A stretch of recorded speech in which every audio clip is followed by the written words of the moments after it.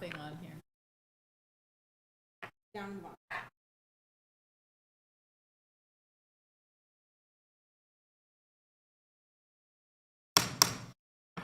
Good morning, everyone, and welcome to the August 2024 meeting of the West Sacramento Area Flood Control Agency. We'll start with the Pledge of Allegiance.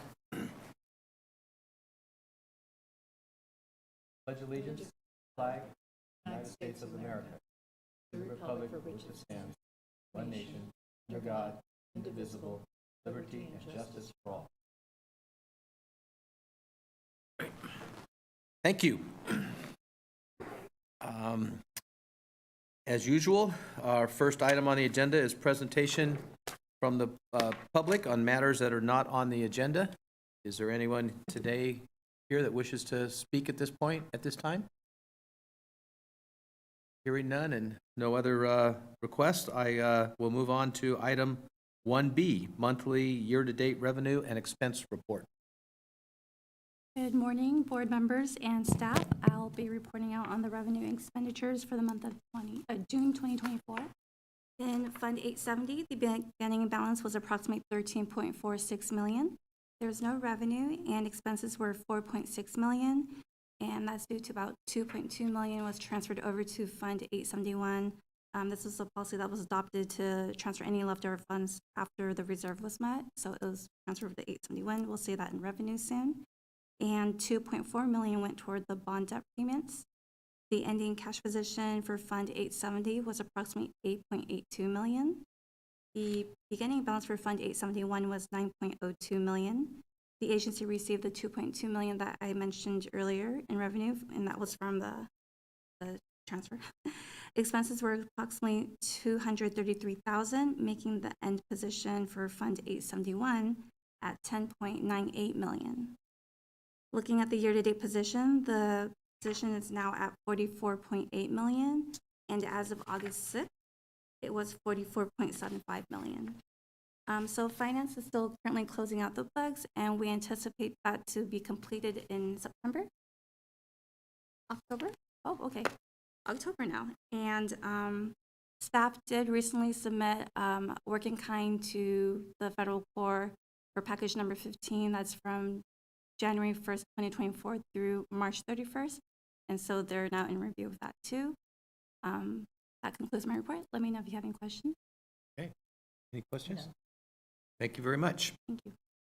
We'll move on to our consent agenda, which has two items today: a consideration of a contract amendment with GEI Consultants and approval of our July 18th, 2024 meeting minutes. I'll second. Been moved and seconded to move the consent agendas as presented. All those in favor? Aye. Aye. Opposed? Motion carries. Item 4, Southport Levee Improvement Program Floodplain Restoration Update. Mr. Dirksen.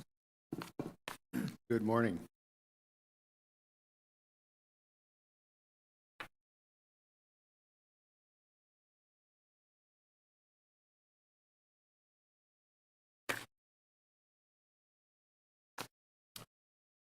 Good morning, Chair Ramos and directors. My pleasure to kind of present to you floodplain performance, what's been happening out there for the last 4 years.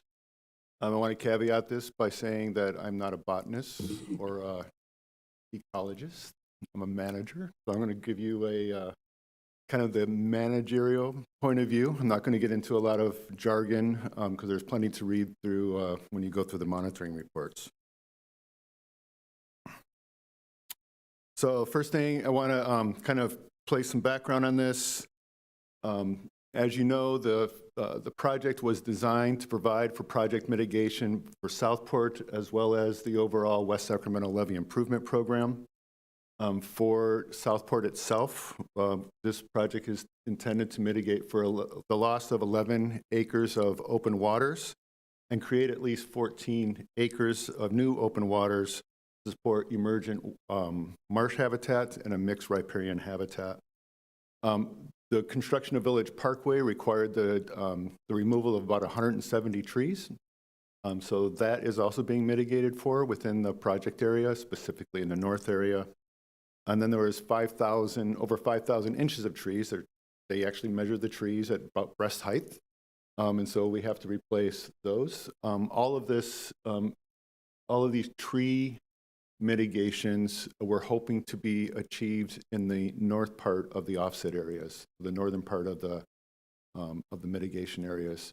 We've had conversations already with CDFW around this. It's approximately 25 acres, and so that should satisfy that requirement. So this project was designed with features such as the low flow channel, elevation changes, artificial mounds to mimic a riparian habitat. Referring to these various habitats, because these are how we measure the performance of the overall project. So specifically, we'll be talking about the riparian habitats, the waters that are being created through the waters delineation process, shaded riverine habitat, emergent marsh, and then the valley elderberries.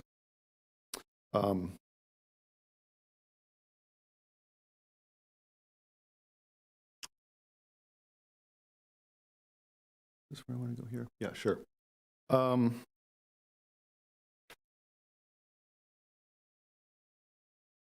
So we received 3 permits that really kind of pushed our agenda in terms of what we needed to build out here. There was the Clean Water Act, the 404 permit from the federal government, 2 permits from CDFW, 1,600 permits, stream bed alteration agreement, one specifically for Village Parkway, the other one for the project itself.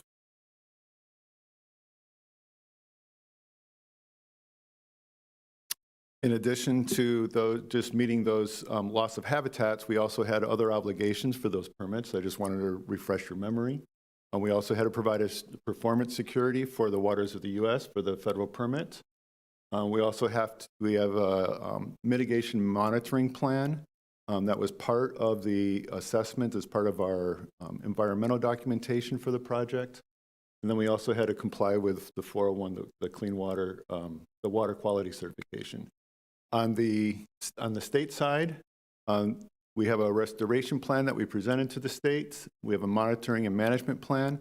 That's going to be finalized through the contract amendment that you just approved for GEI, that the long-term management plan has to be approved by the state.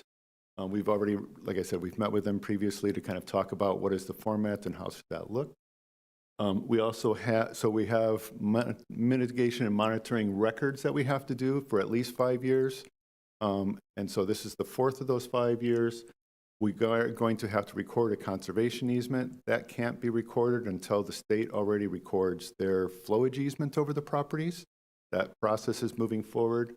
And then ultimately we'll have to have a perpetual endowment to maintain the site.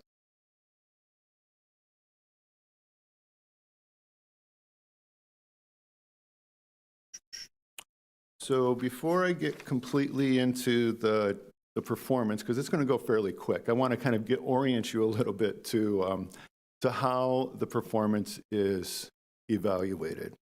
So we look at survival rates, and we look at overall plant health, plant vigor, plant cover, and then structural diversity. Generally speaking, at this point, in years 1 through 4, all of this data has been quantitative. It's all been through observation, some measurements, but mostly observation. So I just want to make that clear. When we start talking about plant vigor, we're talking about how much foliage is there, and is there an absence of things like disease, leaf curl. There's also representations or observations for when there's been beaver action, so what they call herbivory effects on the mitigation area. So all of those have that. And so the vigor ratings essentially are good, where 75% or more of the plant looks very healthy. Fair, where it's 25 to 75%. Poor, where it's only 25% or less is healthy. And then after that, it's dead.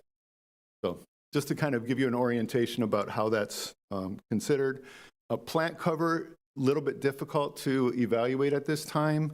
We have done a flyover, but we haven't done one recently to kind of show the relative change from the inception of the project to the end. We'll show you a little video, kind of like how it reconnects with how the floodplain reconnects with the river later.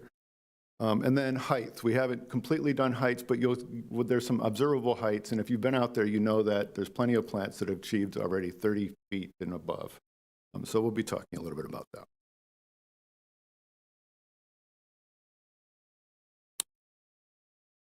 So in terms of the riparian habitat, the riparian trees generally include the willow, box elder, button willow, California blackberry, sycamore, Fremont cottonwood, live oak, ash, and sandbar willow. As I said previously, there's no performance for plant cover until year 5. But in the beginning of this project, survival rates were exceeding performance measures. Vigor ratings for year 1 was strong. Plants showed healthy foliage and an absence of disease. In the next year, survival rates was in line with performance measures. However, there were plants that were already showing stress in that year: the blackberry, red willow, coffeeberry, buckeye, and valley oak, to the point where some of those were no longer evident in later years. In 2022, the overall plant health was good, still exceeding performance standards. And in 2023, although the plant was good, some species really struggled with this long inundation period that year. So you may recall that the site was inundated from somewhere in the beginning of January all the way to June. And so there was no reason for mitigation. There was no management happening. The site was fully flooded up, and I'll be showing you that in a little bit. Overall, this project was designed to provide structural diversity and species diversity that wasn't overly reliant on a particular species, and so that we weren't creating a particular monoculture. There's a variety of native trees and low-story plants that are creating a rich and diverse environment. So we're very, in terms of this area, it's been doing very well, the riparian habitat.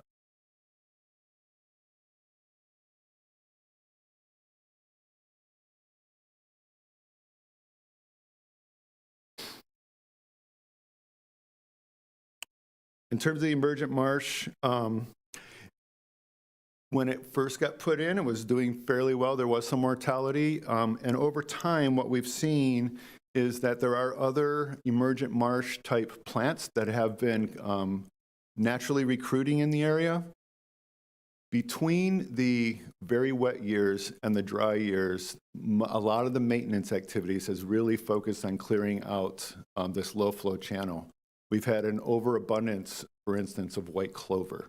So that's been a lot of the maintenance work that's been happening there. Overall, we've seen improved performance over the long inundation periods, which would be likely for this kind of species. The other maintenance activities that we've had to deal with are the Himalayan blackberry, tree tobacco, and red cispania. So some of these just different effects going on in the offset area that are affecting performance. But overall, we still feel we're on track when it comes to absolute cover of the native wetland species. You can see the absolute cover, and not until year 5 do we actually have a performance measure, so we'll bring that back next year.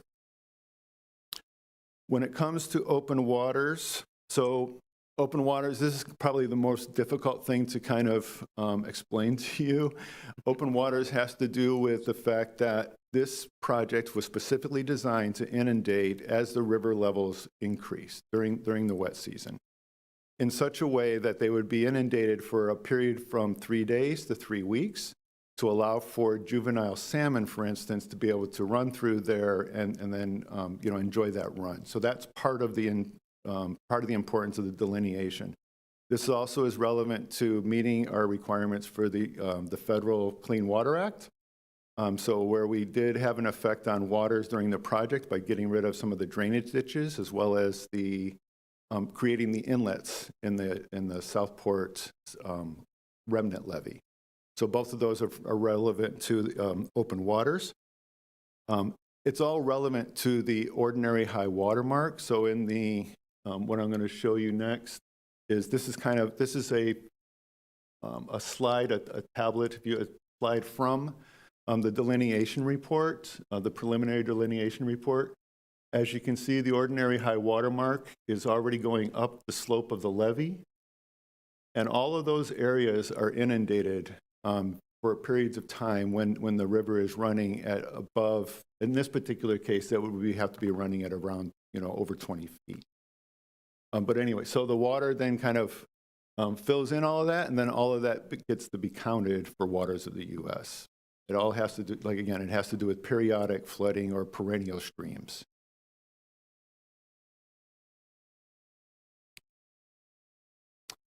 The next thing I'm going to speak to you about are the elderberries. So this particular plant is host to the longhorn elderberry beetle, which is an endangered species, something that we have to pay attention to. So that's why we do have VELB habitat. It all has to do with that species.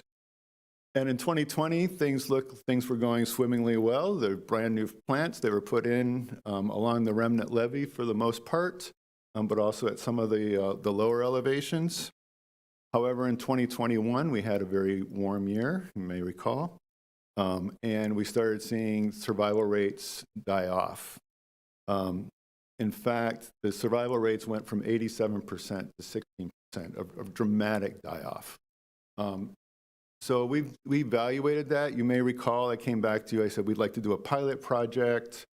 We put in some additional amendments in the soils. We added some like water bags to try to release water later in the year. However, truthfully, all of those efforts proved not to be adequate. There just wasn't enough organic matter remaining on the remnant levee. And again, I'll kind of go back in time.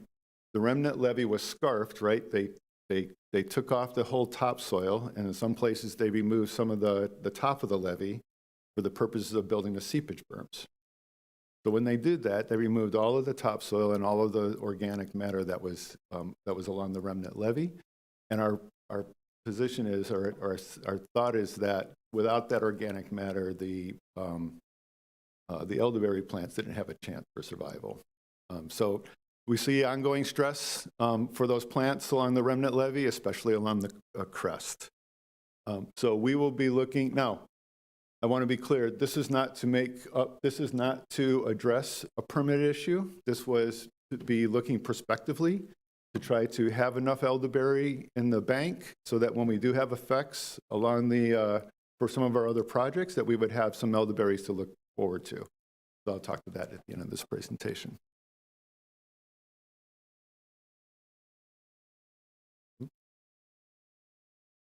One last thing on shaded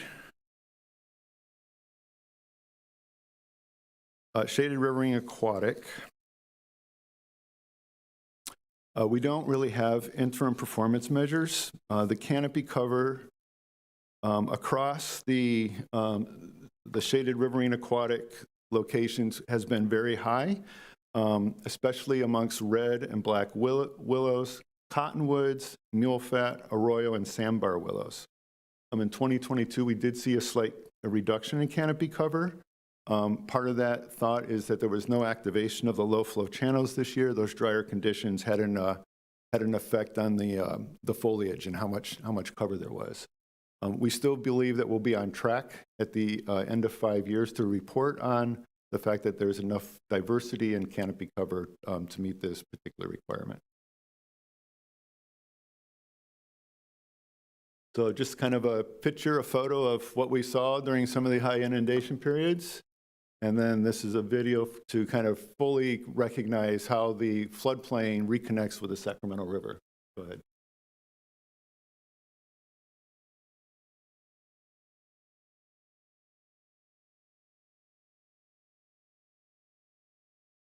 So we're coming up to one of the features, right? So the low flow channel goes to, in this particular photo, on the right side of that, and then continues all the way over to the northmost inlet.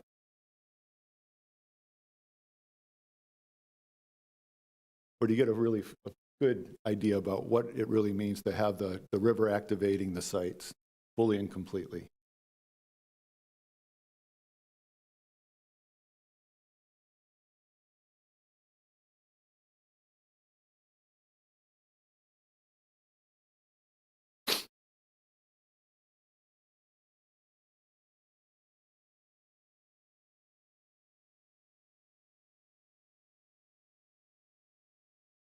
So in the original studies, this was anticipated to happen twice a decade. And so hopefully we haven't seen our 2 times this decade already. All right. Okay, so where do we go from here? So we have 2 more years of mitigation monitoring to do. We'll be continue to work with CDFW to try to make sure that we can nail down the fact that they accept the mitigation that we've created for the impacts that we created through Southport. There will be replantings done again this year to make to try to fill in some of the gaps. We have had some areas where some of the mortality has been higher than average, and this is really just to try to improve those monitoring outcomes. We are working in setting up an endowment and to record a conservation easement over the property. We've already looked at a number of conservation easements. I've been working on a RFP to seek out somebody to be to provide to get proposals on investment managers for the endowment. So that will be forthcoming. We will eventually transfer all of this work to a third-party land manager. And the other thing that we're also going to pursue is, as you know, we do own a property south of the city, down Jefferson Boulevard, that we use for borrow material for the Southport project. We're going to evaluate that property, and we're looking at how to market that property to the Army Corps of Engineers potentially for future project impact. So that's the intention. That concludes my presentation. Go right ahead.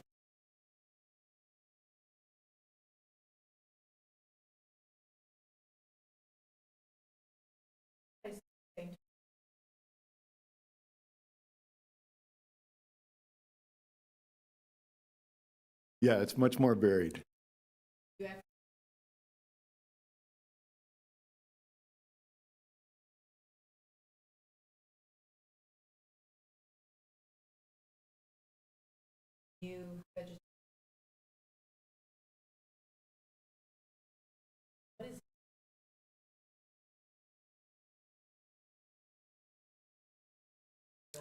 It's a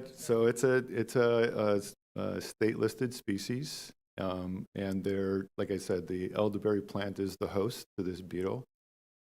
My understanding, I believe it has to do with kind of like all of the. Anyways, it's an endangered, and it's protected. So. Not that I'm aware of. I've really been on the end of kind of like, we got to protect this plant. There seems to be growing a lot along the river. So,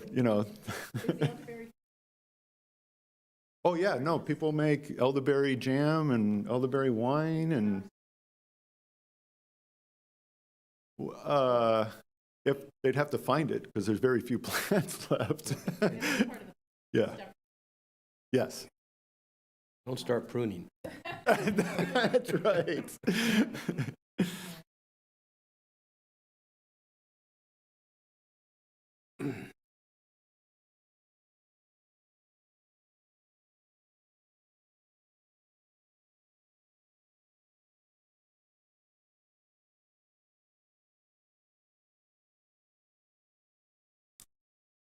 I would generally say the sycamores, the cottonwoods, and some willows are achieving that height.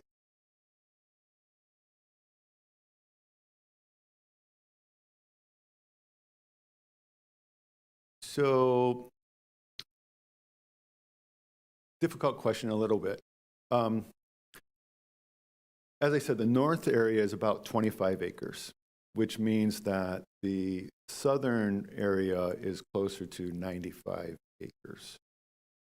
In those 95 acres, there's an area there where the two inlets and the waters, when the waters come up, that water flows through, and that water also meanders its way up towards Chicory Loop, up towards Bees Lake.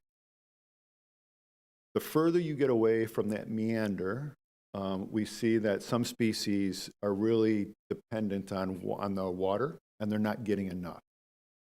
And so so there's that circumstance. So there are different, if you will, I wouldn't call it a desert per se, but I would just call it a more arid area that isn't, when the river isn't activating the site, it becomes very hot and not useful for some of the plant species that we have. So there are just little different habitats. For instance, between the inlets in the south part of the project, the habitat is incredible. It looks more like it's been there for 20 years instead of 4. So there's just a big difference, and so it has to do with the site. I haven't got the results yet, but I did have River Partners do some soil sampling to try to figure out if there's something that else is going on besides just climate, right? Just sun and drought and inundation. So we're looking at that too. Yeah, not a botanist either. This presentation is absolutely fascinating. We toured the Southport Step-Out Levee Project on Earth Day with Congresswoman Doris Matsui's office. And one of the things she said that really was meaningful is how we worked with nature to create this space. And I think it's a gorgeous place that, we're not only protecting the community, but the community can use as a recreation point. But not realizing how intentional this work was to build this space out. It wasn't, and just hearing this presentation and all the data and the work that goes behind to make this a sustainable area it's absolutely fascinating. And so that kind of leads me to my question about the investment managers for the endowment. What's the timeline for that? When would they be selected? And then what would our continuing relationship be with them moving forward? Yeah, so it's not all worked out yet, but we would probably set up some sort of period of time. I'm guessing a 5-year period of time for them to set up the endowment. We'll be working directly with our finance department to help monitor that, so that we have a way to kind of see how are we doing. We'll set up regular check-ins with them. The intention of the endowment is to make an investment such that in future years, the interest earned would actually pay for the maintenance activities. So that's the intention of the overall endowment. Am I getting at your question? Yeah, and then the work to keep that area healthy. Are they doing that work? Are we doing that work? We're presently doing that work through our contractor, River Partners. River Partners, okay. Right. And then once this required monitoring is up, who's continuing to do this work? Oh, very good. So there's a number of land conservancies. There's the Sacramento Valley Land Conservancy. There's the Yolo County Land Trust. All of these would be players that could be managers for the property. Okay. And then we would work with them and then get regular updates on how That's the right. space They'll is be paid through the developing and endowment, right? everything. They have I've already seen maintenance. We talked about maintenance budgets. What would it look like? How much would it cost every year to try to figure out how much investment do we have to make in order to be able to pay for those future years of maintenance activities? Awesome. Thank you so much for this presentation. Well, Okay, just a couple questions for me. You mentioned 14 plus acres of open waters to replace 11.4. yeah. Is that just the drainage ditches and stuff that were internal to the area that The 10 points, whatever it is primarily the drainage ditches. Yeah. Okay. Yeah. Okay. Well. All right. Well, good trade-off then, I guess. The endowment funding, is that already in place, or is that something that we will be funding when we set this up? I'll be coming back to you to ask for an initial investment for the endowment, yes. And will the cost be shared along with similar to the project costs, as far as the local, federal I do not believe the state will be cost sharing with us in that. So this will be a Wsafca responsibility. Okay. And then out of the 100-something acres that we have, how much of it was credited towards the Wsafca levee improvement project? And is there additional acreage there that can be used for future projects? Yeah, so what we've been trying to position the north part, the 25 acres, to resolve or to satisfy the permit requirements for the Southport project. And therefore, the 80-plus acres, 90 acres in the southern part, specifically, we're thinking about the shaded riverine aquatic. That will have enough, because there are some places where we're going to affect that by having erosion repairs. So yes, we're hoping to use some of that remainder for the other future impact. We already investigated. Let me just say, because I think I understand where you're going with this. We explored, is there places where we could put more elderberry? Should we try it again? And our overall determination was we haven't seen the successes, right, even by doing the pilot study, so we decided not to do that. But to your point, Tom, the remaining property will be used to try to mitigate for other future impacts. Okay. And then you mentioned the Borrow One site, and you said working with the Corps. Would that be for them to mitigate on our project? Okay. Yeah. Because, now it's a federal project. That's right. So anything coming forward That's right. is that. So, and would that be the whole parcel there, or a portion, or to be decided?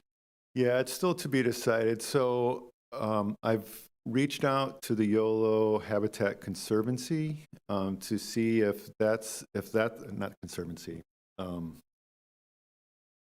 the Habitat Conservation Program. Yeah. And so to see if they have an interest in looking at the property. My opinion at this time, and my suggestion to the agency, is that we not engage in another restoration project, that we look for a third party to take on that responsibility if we can. It also takes us out of the long-term mitigation, monitoring, and reporting. There are other entities that I think are better suited to complete the work and that we might be able to benefit from. What I'm still trying to figure out, though, is how you package this in such a way that it is appealing to the Corps to use for our project. So that's what I'm working on. I'm working on the restoration side, as well as how do we get this to be applicable to the project. But we have a reservoir of credits That's right. to use. This is if we run out or whatever, huh? Okay. Yeah. Because there was I remember when we purchased that Borrow site, one of the issues was taking it out of agricultural use and having to mitigate for that. And we were able to, only a small area, and the rest has continued to be farmed. That's right. I would assume there's the possibility it could be sold at some point and remain in agriculture. That's right. Okay. Yeah. And Absolutely. Paul, what's the acreage that's in conservation easement now for? Borrow One? Yeah, for the for farming, and then what's the balance left over that would be available to? So the entire site it's just under 100 acres. We have 40 acres under a conservation easement for ag. The Borrow pit itself is somewhere around, I want to say 22 acres. About half. Yeah, about another half of the other. Yeah. Okay. So, but all of that could be worked into a restoration plan by the right group. Okay. Very good. Thank you very much. Very, very good update. Okay, moving on. We're up to the 5A Wsafca project updates. Thank you, Chair Ramos, board members. I'm going to be very brief today. That was a really nice presentation by Paul, and also kind of sucking up the morning a little bit in terms of time. Just wanted to add the agency submitted our first reimbursement request under the federal project under the local project partnership agreement with the state. Roughly $2 million we've requested in cost share. Once approved, then that money will come out of the advance funding, the $25 million they've advanced us, and we'll move back into our capital fund 871. So it's a little bit of a shell game, but it goes from the state's account to our account. but our overall cash position would stay the same.